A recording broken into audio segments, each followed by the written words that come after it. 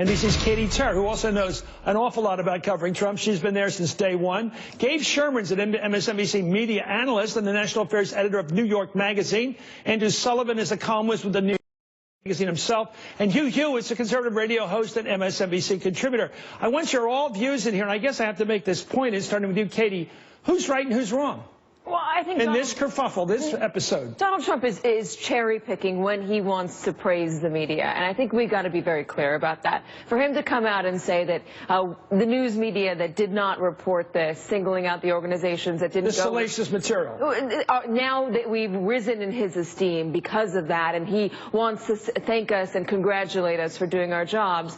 Tomorrow there could be a report. So you don't want the pat on the head? Tomorrow, no, I don't. Tomorrow there could be a report that NBC News comes out with that he does not like, and he will call it fake news, regardless of whether it is scurrilous or regardless of whether it is disinformation. Gabe, he's picking and choosing. Gabe, you cover the media, and I think the new term is an easy one to reach for if you want to trash somebody, fake news. But there's a difference. Why don't you delineate it between getting a story? Woodward and Bernstein got a couple stories wrong and bringing down the Nixon administration, something about what was actually said at a grand jury and what they thought was going to be said. You know what I mean? Yeah. So mistakes are made, even when there's a 90%, 95% probability that you're right. Assumptions are sometimes made, and CNN made an assumption that this material was handed to Trump or briefed to him. It wasn't actually done in that way. It was given through the office. Your thoughts? Yeah. Well, so what's so damaging about this whole episode is that it allows Trump, as Katie mentioned, it gives him an opening to score a political point, which is that the media is somehow biased or out to get him. And I think it's especially important in the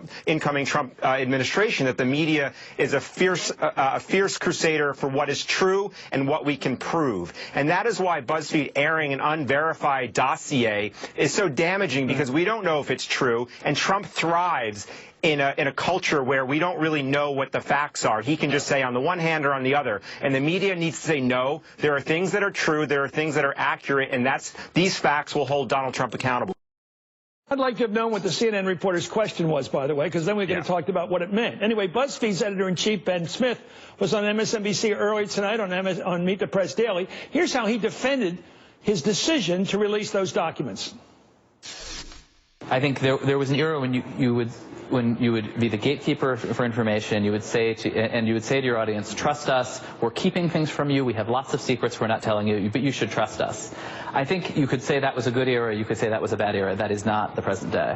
When you have an object that is in play, that is having consequences for the way our elected leaders are acting, you do have to ask the question of why should I suppress them? There are then good reasons, right? Once, though, it emerges, as it did last night, that in the public conversation that there is this secret document floating around full of dark allegations that we will not repeat to you, that I feel like in this era you really have to show your readers what that is.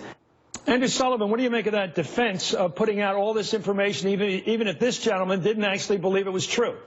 I think it's pathetic. I don't think it's what you do when you're a journalist. You do try and verify what's true and what you can really prove. There are some things that you don't put out there. I don't agree with Julian Assange, who's now apparently the best friend of Donald Trump, that in fact everything should be transparent, that everything should be out there regardless of whether you vetted it or not. We have a job. Our job is to figure out what's true or not. And insofar as that is being blurred, insofar as Trump is trying to equate fake news with good journalism that might have made a mistake, he's trying to create a post-truth environment in which he can just bewilder us and disorient us so that truth itself is the victim. And truth is essential. The First Amendment is first for a reason. Let me go to Hugh, because it seems to me that even if you deal in opinion journalism, which I do as well, you have to deal with a fact-based mentality. You have to say, never going to say something on the air I don't believe is true, at least from my perspective. But to put out a barrel of stuff that's marked as disinformation for the public to sort of enjoy, for the enemies of that particular person, Trump, to giggle over and to try to exploit and enjoy generally and say, this is my day. is not, certainly not journalism. I'm not sure what it is. I agree with you on that, Chris, and I want to agree with Andrew Sullivan as well. It was clickbait McCarthyism. I called Ben this morning. I woke him up. He wouldn't come on my program to discuss it because it really is indefensible.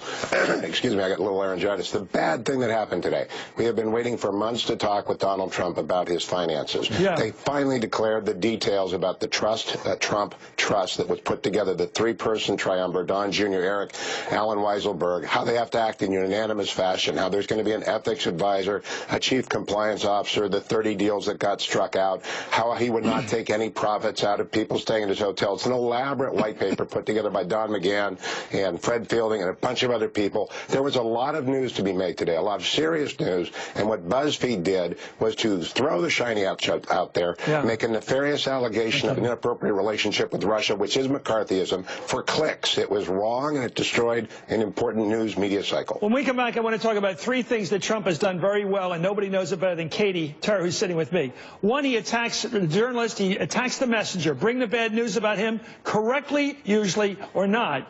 You get nailed by him personally in your face. Number two, change the subject. We talked about that. You just talked about the glistening object, the rabbit, somebody called it. He releases a rabbit, we chase it. And we don't chase the big news, which is his finances. And third, punishment. We saw that today. What a clear case. He was like a mother superior at school saying, well, you kids were good today. I'm going to give you a gold star. But these other two, they're the bad ones. They're going to go stand in the corner. Our special report, Trump and the media will continue.